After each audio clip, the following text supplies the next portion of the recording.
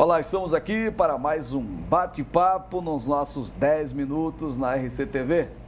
Hoje eu converso com uma figura, um brasileiro que é natural de Maceió, Alagoas, formado em administração de empresas e mestre em segurança na aviação. Há 18 anos presta serviço à empresa brasileira de infraestrutura aeroportuária, a Infraero. Desde agosto de 2010 é superintendente do Aeroporto Internacional Castro Pinto, que completa este ano 33 anos de operação. Para saber mais sobre o nosso aeroporto, nós vamos conversar com Alexandre Oliveira, superintendente da Infraero na Paraíba. Alexandre, seja bem-vindo. Ok, Rui.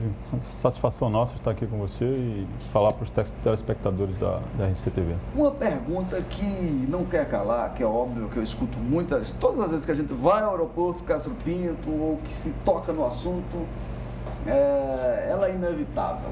Foi feita uma reforma recentemente. Isso. Mas me parece que vai ser preciso uma outra já. A Infraero acabou não subdimensionando essa capacidade de João Pessoa, da região metropolitana, com o aeroporto Castro Pinto. Não era para já ter um projeto parecido com aquele, por exemplo, de Guararapes? Veja, Rui, a capacidade do nosso terminal de passageiros hoje ela está estipulada em 2,3 milhões de passageiros por ano. Atingimos no ano passado, num recorde de movimentação, 1,1 milhão de passageiros. Ou seja, estamos ainda abaixo da nossa capacidade, abaixo da metade da nossa capacidade.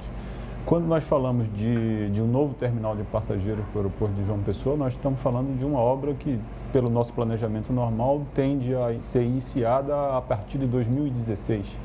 Então, dentro do nosso planejamento normal, essa ampliação vai ocorrer no tempo devido, visto que hoje nós estamos operando ainda abaixo da metade da nossa capacidade. Então, a obra que nós fizemos em 2008, segundo os nossos trabalhos, ela foi adequada para a demanda que estava havendo na Paraíba naquela época. Hoje, com a demanda cada vez maior, nós temos sentido isso no dia a dia do aeroporto, a gente já tem plano nosso para iniciar essa obra em 2015 e 2016. Mas não falta, por exemplo, um finger no aeroporto de João Pessoa? Veja, a época daquela reforma, eu não estava aqui ainda, mas existe um requisito de construção de aeroporto que ponte de embarque, que é o que você está se referindo a finger, né? Ele só se justificaria acima de 1 milhão de passageiros ano. Naquela época, em 2008, a gente operava ainda abaixo de 500 mil passageiros por ano. Quer dizer que de 2008 para cá nós dobramos, então? Sem dúvida, nós dobramos. Em 3 anos a gente duplicou a nossa demanda. Felizmente, graças a um trabalho forte aí que está havendo no estado da Paraíba como um todo. Eu vi um dado, que eu não sei se você pode confirmar, Alexandre, mas que as regiões que mais cresceram no país, os estudiosos chegaram à conclusão de que elas cresceram por 2 aspectos. Com a chegada da televisão, onde as empresas de televisão desbravaram, Sim. O desenvolvimento veio junto. E onde os aeroportos chegaram, o desenvolvimento também foi junto. E aí eles citaram várias regiões até do interior do Brasil. Eu lhe pergunto, talvez se nós tivéssemos mais voos, porque geralmente fica aquela história, não, nós não temos mais voos porque não há demanda. Mas não era necessário criar a estrutura e a demanda vem atrás ou na prática não funciona assim? Não, na prática não é assim. Em lugar nenhum do mundo se constrói uma estrutura de um aeroporto ou de um porto esperando que no futuro essa demanda apareça. A demanda precisa ser natural e aí a infraestrutura vai acompanhando ou se antecipando a demanda que já existe, né? Hoje, por exemplo, como eu te falei, nós estamos com 2,3 milhões de capacidade e nós estamos ainda abaixo da metade dessa capacidade. Não faria sentido, por exemplo, em 2008 nós termos construído uma estrutura similar à do aeroporto de Recife, sendo que no aeroporto de Recife hoje são 16,5 milhões de capacidade. Nós estamos com 2,3 e ainda estamos abaixo da metade disso. Não faria sentido, né? Dinheiro público que a gente precisa fazer bom uso. Nós temos hoje 15 voos diários? 15 voos diários, totalizando 30 pousos e decolagens, entre pousos e decolagens. Por que o pessoense viaja tanto de madrugada, Alexandre? Olha, eu diria para você, Rui, nós temos algumas ameaças, digamos assim, alguns inimigos do crescimento do nosso aeroporto, né? E eu poderia dizer para você aqui um exemplo forte, né? A proximidade com Recife. Infelizmente, nós perdemos bastante demanda porque Recife está um pulo de João Pessoa hoje, né? Com essa BR duplicada do jeito que está. Então, a demanda naturalmente vai para o lugar onde tem mais estrutura, onde tem mais oferta de voos. Então, a gente acaba crescendo num ritmo menor do que nós deveríamos, porque Recife acaba absorvendo muito da nossa demanda, que é própria da Paraíba. Isso, infelizmente, é um inimigo nosso. Mas tem previsão, com a chegada da Copa do Mundo, a Paraíba ficará entre Natal, Recife, geograficamente num ponto estratégico. Certo. Há uma tendência de aumento de voos? O que tem para até 2014? Veja, Rui, pelos estudos que nós fazemos na Infraero, né, o advento Copa do Mundo e Olimpíada, eles não vão gerar demanda por novos voos internos, né? O que nós vamos ter é uma demanda muito grande de aviação executiva vindo de outros países. Né, o nosso planejamento aqui específico para João Pessoa é que nós tenhamos uma necessidade de acomodar e estacionar diversas aeronaves de pessoas que chegarão ao Brasil e ao Nordeste para assistir às partidas, e a gente vai precisar ter área de estacionamento para essas aeronaves, mas não significarão voos de passageiros. São aeronaves particulares que vão se utilizar dos aeroportos de Recife, de Salvador, de Natal e de Fortaleza, no Nordeste, e João Pessoa, por estar entre essas duas cidades, certamente a gente vai ter uma demanda boa para isso, mas a gente está esperando somente estacionamento para aeronaves executivas. Novos voos para João Pessoa, a gente espera que eles ocorram à medida em que a nossa economia continuar evoluindo, a indústria do turismo na Paraíba continuar se desenvolvendo, aí sim esses voos naturalmente vão ocorrer, a exemplo do voo internacional, que está cada vez mais próximo da nossa realidade. Estava vendo outro dia um dado que o Nordeste, se fosse um país, seria a quarta economia da América Latina. É evidente que isso é verdade, mas assim, quando você olha ao redor, observa que nós ainda estamos atrás em relação a muitos aspectos. Uma delas são, por exemplo, os voos regionais. Daqui para Fortaleza, por exemplo, para você se deslocar, é uma via cruzes.